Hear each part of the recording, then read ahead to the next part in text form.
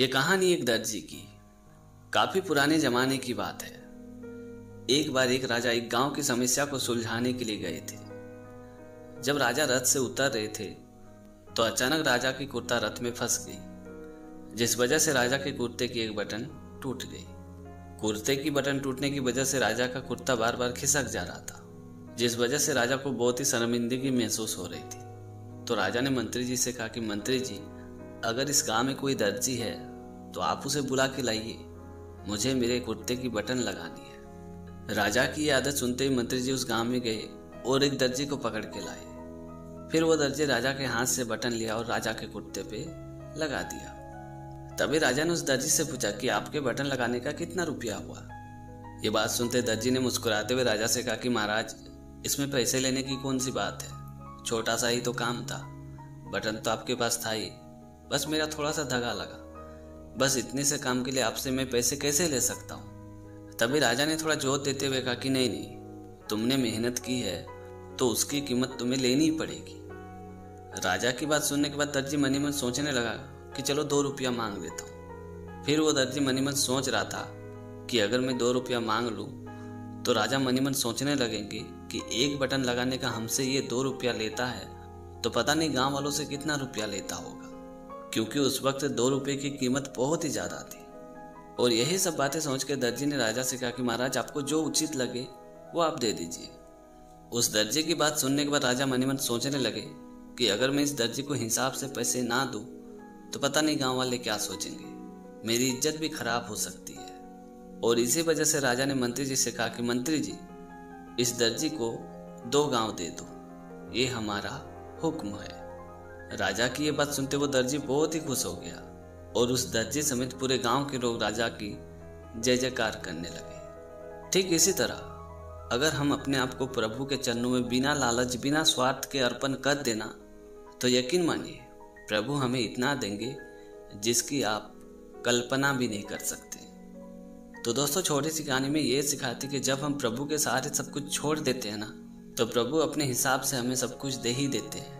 लेकिन जब हम प्रभु से कुछ मांगते हैं तो ये हमारे जीवन की सबसे बड़ी गलती है, क्योंकि प्रभु हमें कुछ और देना चाहते थे और हम मांग कुछ और बैठते हैं। ये कहानी एक अनाथ लड़के की। जॉन नाम का एक लड़का एक मल्टीनेशनल कंपनी में नौकरी करता है। जॉन को अपने ऑफिस में एक लड़की से प्यार हो जाता है और कुछ दिनों बाद जॉन उसी लड़की को शादी करके अपने घर पे लाता है। जॉन के फैमिली में 2 ही मेंबर थे, जॉन और उसके पिताजी। जॉन की पत्नी और जॉन के पिताजी के बीच में अक्सर झगड़े होते रहते थे। जॉन की पत्नी अक्सर जॉन को कहते रहती थी कि अपने पिताजी को किसी अनाथ आश्रम में छोड़ के आओ, वरना मैं ही किसी दिन ये घर छोड़ के चली जाऊंगी। और ये सब बातें सुन के जॉन बहुत ही परेशान हो चुका था। और एक दिन जॉन ने फाइनली डिसीजन लिया कि वो अपने पिताजी को किसी अनाथ आश्रम में रख के आएगा। और अगले दिन जॉन अपने पिताजी को एक अनाथ आश्रम में छोड़ के वापस आ ही रहा था कि इतने में जॉन की पत्नी का फोन आया और जॉन से कहा कि अपने पिताजी से कह देना कि त्योहारों में भी घर आने की कोई जरूरत नहीं, अगर उन्हें किसी चीज की जरूरत पड़ती है तो हम उन्हें वहाँ खुद ही देने आएंगे। और ये मैसेज देने के लिए जॉन जब अनाथ आश्रम के अंदर जाता है तो वो देखता है कि उस अनाथ आश्रम का मैनेजर और जॉन के पिताजी बहुत ही हंस हंस के बातें कर रहे थे। ऐसा लग रहा था जैसे वर्षों से उनकी पहचान है। तभी जॉन ने उस अनाथ आश्रम के मैनेजर से पूछा कि आप मेरे पिताजी को पहले से जानते हो क्या। ये बात सुनते उस अनाथ आश्रम के मैनेजर ने हंसते हुए जॉन से कहा कि हाँ, बिल्कुल अच्छी तरीके से जानता हूँ। ये वही आदमी है जो आज से 28 वर्ष पहले तुम्हें इस अनाथ आश्रम से गोद लेके अपने घर पे ले गया था।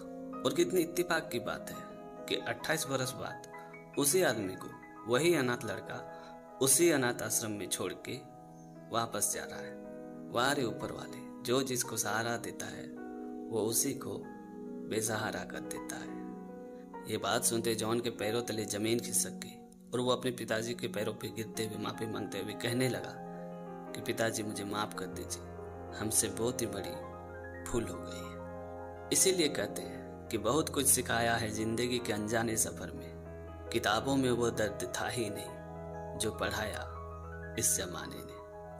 तो दोस्तों, छोटी सी कहानी में ये सिखाती कि बुढ़ापे में अपने माँ बाप का सहारा बनिए, ना कि उसे बोझ समझ कर अपने घर से बाहर कीजिए।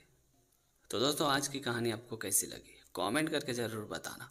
और अगर आपने हमारे चैनल को अभी तक सब्सक्राइब नहीं किया तो प्लीज़ यार चैनल को सब्सक्राइब कर देना, क्योंकि इस तरह का कंटेंट मैं हमेशा अपने चैनल पे लाते रहता हूँ।